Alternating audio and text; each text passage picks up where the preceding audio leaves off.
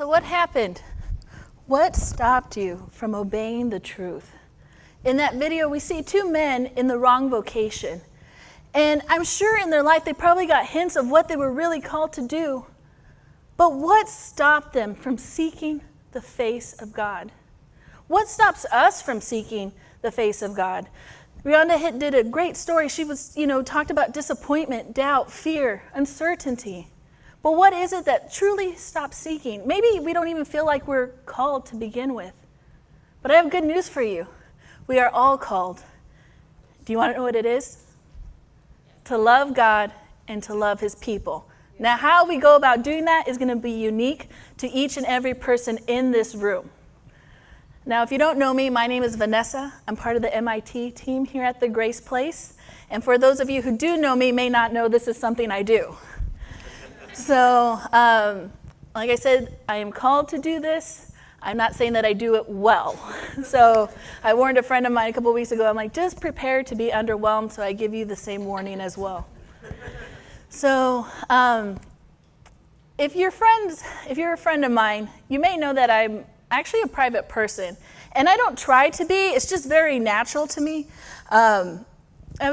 This random memory came to mind last month, actually. This sweet friend of mine, she was giving me a ride to work, and it was around the time of my birthday because my car was having issues. And so she was talking, she was trying to be kind. She goes, you know what? I was thinking about probably bringing you some type of cake. But then I realized I didn't know what kind of cake you liked. And this was my response. Oh. It did not occur to, my birthday's in March. This was June. And it didn't occur to me that she was actually asking me a question. But I am so grateful she's still my friend and deals with my awkward personality. So, but I am going to share a story with you about probably only a handful of people actually know about. When I was younger, I wanted to play softball. Now, when I lived in California, we really couldn't. It wasn't safe, this and that and the other. And then when we moved to Arizona and finally got into our house that we settled in, it was about the 8th grade. The school I was at, where they were having the tryouts, was a completely different school, and I didn't have a way to get there. But then come freshman year, I'm like, all right, this is going to be it. They accept 100 people on the freshman teams. You've seen it, freshman football roster of 120, so I'm like, I have a chance. I could do this, even if it's just keeping the bench warm, But around that time when the tryouts began to happen, we found out that my mom had to have a surgery. She had to remove a tumor that was growing around her optic nerve and impairing her vision. So mind you, softball kind of became the last thing on my mind. Well then, sophomore, junior year, I was like, what's the point? They already have their people that they're trained up and they know what they're going to do. Well, come my senior year, in September, I don't know what it is, I don't know where exactly I was, but all of a sudden this fire lit in me. And I was like, I'm going to try out. I'm going to do it. Yes, I need to do it. I just need to say I'm going to try out. I had no expectations of actually making the team, but just to say, you know what, I did it. And so I was like, but oh my gosh, I'm going to need a lot of help. So I called my friend Katie. She came over to my house, and I was talking to her, and I was like, hey, by the way, I think I want to play softball. I want to try out. Can you help me? And she goes, well, what do you need help with? I'm like, everything. We need to play catch, we need to hit the ball around, and I don't really have a good grasp on this whole running thing. So, so she's like, you know what? I would love to do this. And then she came over my house every day after school. We would throw the ball around. We would hit the ball in the tennis court so that way we wouldn't have to wander off for it. And then every day in September in Arizona heat, 115 to 120 degrees, we would run. And every day I ran a little further than I did the day before I felt like I was going to collapse and die. And our cool off was just the walk home. But come October, just a month later, I was talking to another friend of mine, and she mentioned, hey, you know what? I applied at the new McDonald's that they're building by our house. You should apply. I got hired. And at the time, I wasn't consciously thinking, well, if I do this, then I can't do that. But I was like, oh, yeah, whatever. I went, I applied, got hired. And then it kind of came to me, and I had to tell my friend Katie, hey, by the way, I know you were dedicated to help me train, but I can't do it anymore. I got a job at McDonald's, but you should totally apply.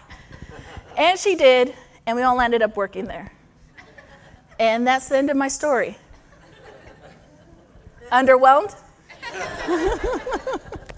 You know, when I think about that September, and I was really fired up about it. Like, I was so determined that this is what I was going to do. You know, I think back, when I lived in California, 8th grade, freshman year, those were things I didn't have control over. But my senior year, that was all me. I traded this dream, this passion, for an awesome uniform and $5.75 an hour. Now, mind you, that was 60 cents above the minimum wage at the time, so that's some big money right there. But I'm sure we all have stories like that, where we get so gung-ho about doing something, and then something happens. And it gets in our way. There are times where we don't have control over it, and then there are times when we have complete control over it. My biggest fear for everyone is that just as uneventful as my softball story is that your spiritual life is equally uneventful. Yes. I mean, we may have an encounter with God, or maybe you haven't yet. But if you have, you can probably remember like, oh, yes, you start buying Bibles, you buy Bible cases, you get journals, you get more books to help you understand this book, you get highlighters, you get the gear, the shirt, the necklace, the bumper sticker, all of it. And you know what? You're attending church regularly. You're going to small groups. You're listening to K-Love, whatever. And then something happens. And like I said before, again, maybe it's something we don't have control over, but oftentimes, the person who's causing the something in our life, let me tell you, it's not really the devil. Oftentimes, it's the person standing in our mirror. That's right. They're the ones who decide what's going on in our schedule. They're the ones who decide what's going on or how we respond to different things. They're the ones who are always ready with the excuses. That's right. Yes. So, in this world, we're going to encounter a lot of somethings. I know I have, and I'm sure you have as well. So what I'm going to talk about, we're going to take a look at the two kings of Israel. And we're going to take a look at their lives and kind of pick out some different things to help us avoid those some things. Now, you may be fine and you may be on a great journey. So again, this is just kind of to help you in the future. Or maybe you are dealing with something personally. And again, it doesn't have to be big, but something just big enough for you to stop truly seeking the face of God. So the two kings of Israel. Now these two guys, they were both called to be king, and yet they are remembered completely different. As you see on the screen, one is remembered as a coward, and the other is remembered as a man after God's own heart. Now it could be easy to say that, okay, well, obviously he was bad and he was good. But let me tell you, both these men were far from perfect. I mean, one was a womanizer, a bad father, and he often ran away from his responsibilities. And that's our hero in this story. So I hope that gives you hope. It gives me plenty of hope oftentimes when I do mess up.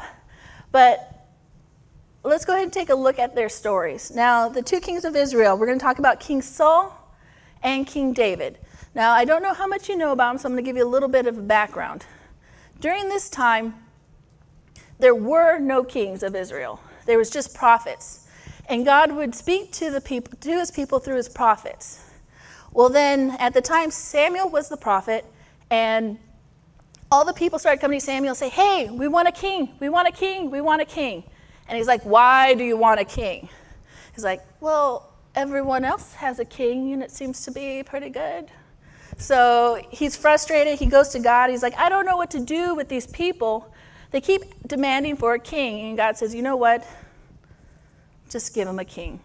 When you find him, I will let you know. So this is how we get to the story about King Saul. So with every great story, we always have, is it up there? A donkey. I kind of feel like this is my spiritual animal, very representative of my choices and different things in life. But anyways, like I said, every great story of humility has a donkey. And we see it in this story as well. So Saul's father, his donkeys ran away. So Saul, being a good son, decides, hey, I'm going to go find these donkeys, bring them back to my father's house. Well, while he's on his journey, he hears about the prophet Samuel. And he's like, well, you know what? I need to find the prophet Samuel. He'll tell me where my dad's donkeys are. And then I can just go home and be done with it. Well, he encounters Samuel. And Samuel says, donkeys? You're looking for donkeys? They're back at your dad's house. They've been there for like 3 days now. And so Saul's like, all right, well, I guess I better go home. And Samuel says, just hold on a second. Now, Saul, he was tall, he was handsome, he looked the part, and God confirmed that this was going to be the first king of Israel.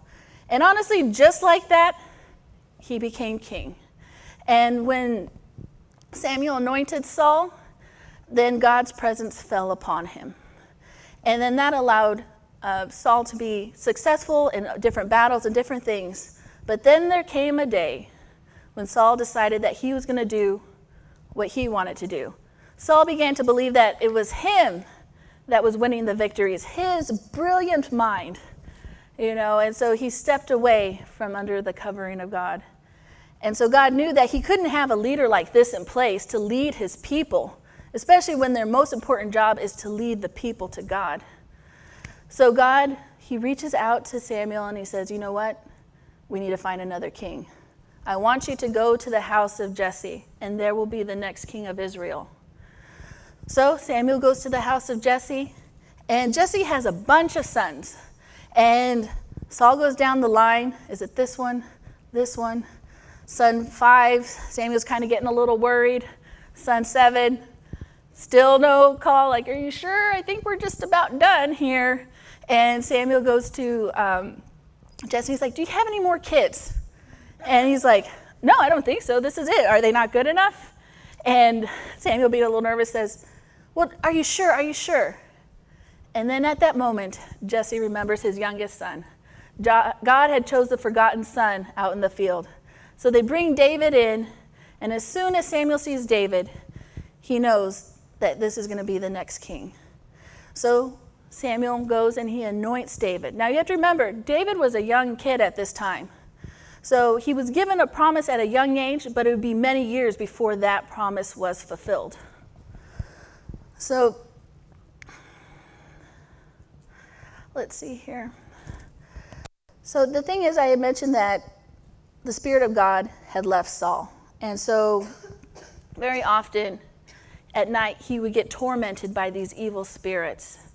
And so they decided to bring a harp player into his household. And whenever that harp player would play, it would be enough to calm Saul down, so that way he could be rested and sleep.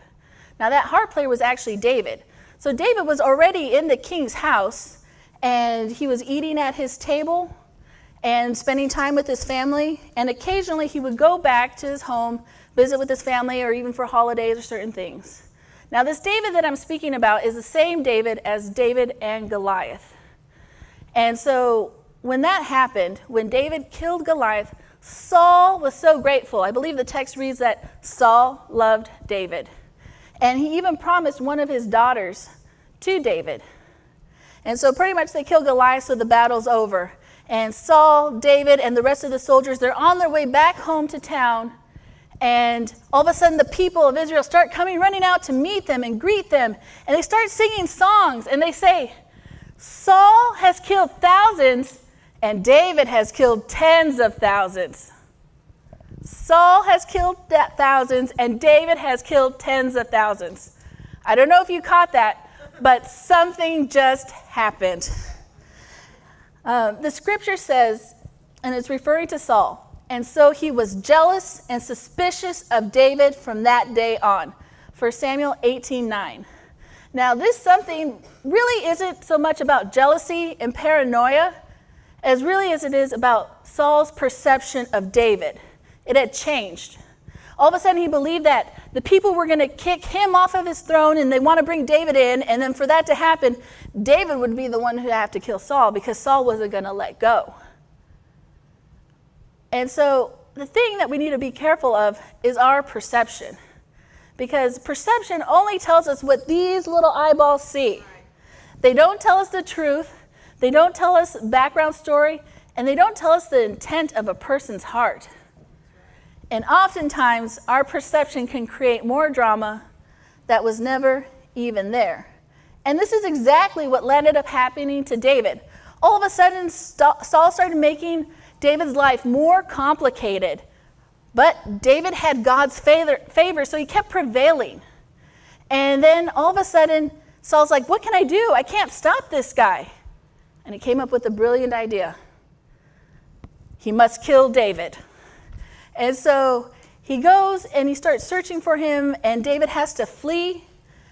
But here's the crazy part. Even though Saul thought that David was after him, nothing could be further from the truth. David loved Saul. He was in his household from a young kid. He ate at his table. I'm sure Saul was like a second father. And at that time, with your kings, you respected them. There was a loyalty, a dedication. And also, David recognized the calling on Saul's life that God had placed there initially. So who was he to go and try to remove that whatsoever? That's right. And even after Saul had died, David went and avenged his death. And even when David became king, one day he just stopped and thought, who of Saul's household should I bless? And he goes purposefully searching for one of Saul's descendants, so that way he could bless them and honor Saul. And he brings in Saul's grandson, Mephibosheth, and he ate at his table to the end of his days. Now, we talked about we have to be mindful of our perception, but we also have to honor the roles of leadership in our life, whether it's at work, spiritual, police officers, firemen, whatever type of authority there is, we have to honor that even when it doesn't always make sense. And it's not easy. I've worked for a bunch of different King Sauls in my life, and it's nerve-wracking because first they're up and they're down, then they're yes and they're no, and then your life is like a crazy Katy Perry song, right? Most recently, I had an interaction with my Saul. And I remember being called into a meeting, and I really thought I was going to get fired. And just everything was happening. I was just such in shock. Everything was just kind of happening around me and just waiting to say, pack up your desk. And praise God, that didn't happen. But I remember coming home and thinking about it, and I got mad.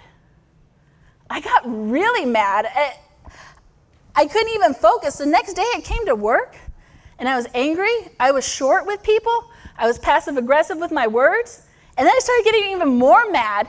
And then I just wanted to be plain aggressive with my words. And then even one of my supervisors called me out like, hey, something's not right here. And I go, yes, I am very upset. You want to talk about it? No.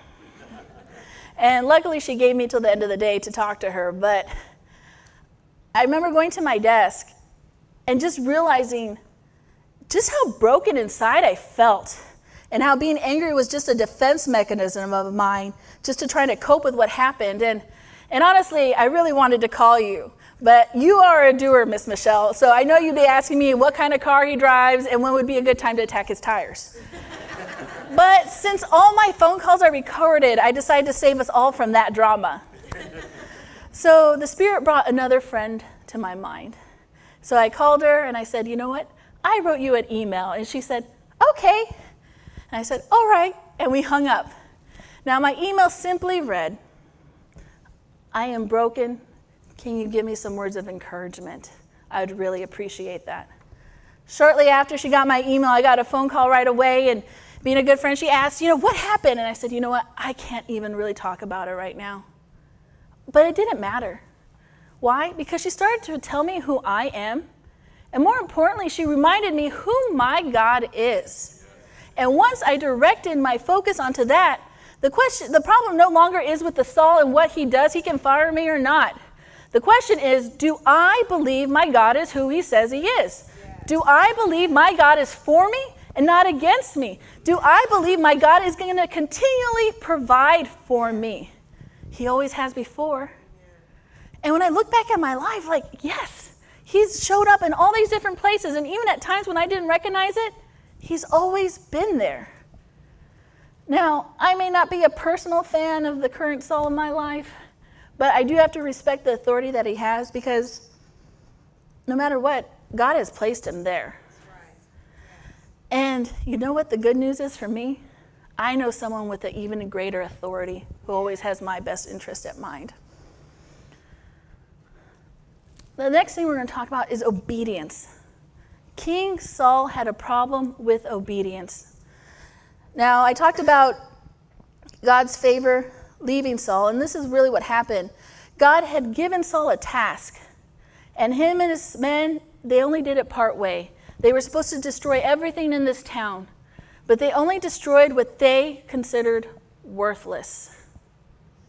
And then they brought the loot back home. And so Samuel hears about that. He comes over and he's like, "What are you doing?" And he's like, well, this stuff was really good, and we brought it home. And you know what? We were totally going to sacrifice this onto to God. Hey, guys, light it up. Make it happen. And Samuel quickly tells Saul, obedience is greater than sacrifice. And that's when the presence of God left Saul. And Samuel was extremely grieved. The scripture says he was grieved over Saul. Now, Samuel wasn't just a spiritual authority over Saul, but he was his friend. He had seen this man grow and be anointed by God and all the things he could do. And then it just seemed like, just like that, he could turn his back on God. And that made him so sad. But this is another big difference that we see with David. Now, if you've been in church for a while, you've probably heard the story of David and Bathsheba. But if you haven't, I'll just kind of run you through it. Basically, the scripture reads, this was a time for kings to be at war, but David was not. He was at home, and he looks out his window, and he sees this woman bathing on the roof. He has his men bring her into his room. She's married, and a few months later, when he finds out she's pregnant, he decides to eventually kill her husband. Now, it's really complex. I encourage you to go read it. It's an interesting story, but that's just really the short version of it. And so after this happens, David's friend Nathan comes to visit him. And Nathan doesn't necessarily have a real idea of what's happening, but he feels inspired to talk to David. And he says, "David, there was this man." And he begins to tell the story about this man who had hardly anything. And then there was this other guy who had pretty much everything, and that guy stole from the man who had nothing. And David just became so enraged, and he thought, we got to kill this guy. We got to take from the guy who had a lot and give it to the guy who had nothing. This isn't fair. And Nathan says, look in the mirror. It's you. You're that man. And at that moment, David became grieved. He became remorseful. He realized that not only did he wrong Bathsheba, her husband, his soldiers, but he had wronged God. Where in the case of Saul, he was just grieved because he had gotten caught. This part here, it's not in my notes, but I think it's really important to know. It's important who we surround ourselves with, what kind of friends we really do have. Saul surrounded himself with people who were like, yes, I'll do what you want, even if it doesn't make sense, but just to keep you happy. And David, he had good and loyal friends, and you see it throughout the scripture, of people who would come and tell him things that maybe he didn't necessarily want to do, or when he couldn't necessarily do something himself, they would step in and take over for him and help him. You need people in your life who will call you out on your stuff. Yes. Yes. It's not easy, but they do it because they love you. And just as the story of David and Nathan, I'm sure Nathan, that wasn't easy for him to confront this king on this major issue, because really, he had every opportunity to lose his life at that moment if David wouldn't have received it well. But because of that, David was able to return back to God. And with with Saul, we see that, he took the loot. He didn't do everything God said to do. And you know what he did? He tied God's hands at that point. He didn't allow God to be able to be the one to provide for him. And when I talk about the something in our lives that stops us from truly seeking God, when we let that become our focus, we literally tie up God's hands. But how can he work in our lives if we're trying to take care of everything? If we're trying to figure it out on our own? I mean, what if we had a problem, and the instant we had a problem, we took it to God? But what do? We wait till we're like knee deep in this mess and trying to lift our legs out of it, and we're like, God, this place stinks. I don't know how to get out. Help me. Problems are like a disease. If you address them in the beginning, you have a better chance of curing them. Yes. Otherwise, it's just like a cancer that takes over. Now, if I could get the worship team up here. There's a lot more things I could point out to you about David and Saul, but the main thing is when we submit ourselves to God, he is able to take over. When we're obedient to him, we don't get distracted by all these other little things. And when we do mess up, because it's going to happen, and we own it, that allows us to come back to him. And then no longer are we handling these problems by ourselves, but he's walking alongside us, helping us deal with these things. And then we discover his grace and his mercy and be able to have the strength to take ownership of these things. Now, do you remember the verse that we read in the beginning? It said, "You were doing so well. Who made you stop obeying the truth? How did he persuade you? It was not done by God who calls you. It only takes a little of yeast to make the whole batch of dough rise," as they say. "But I still feel confident about you. Our life in union with the Lord makes me confident that you will not take a different view, and that whoever is upsetting you will be punished by God." Did you catch that last part? But I still feel confident about you. I don't know where you're at or what your something may be, if it's big, if it's little, but whatever it is stopping you from fully seeking the face of God. And so we're going to have the worship team play a song, and I'm actually going to have my prayer people come on up here. So if there is something in your life that's stopping you from truly seeking God, I invite you to bring it here to the altar and just surrender it. And I know it may feel awkward. People are looking, and what will they think? They're not thinking anything. They're too worried about what's going on between them and God. That's right. Yes. And the others, they're grateful and praying and rooting you on. Yes. Yes. So whatever it may be, or honestly, if you just want prayer for something in general, we invite you to come up here. At the Grace Place, we believe a lot in prayer because that's what moves the hand of God.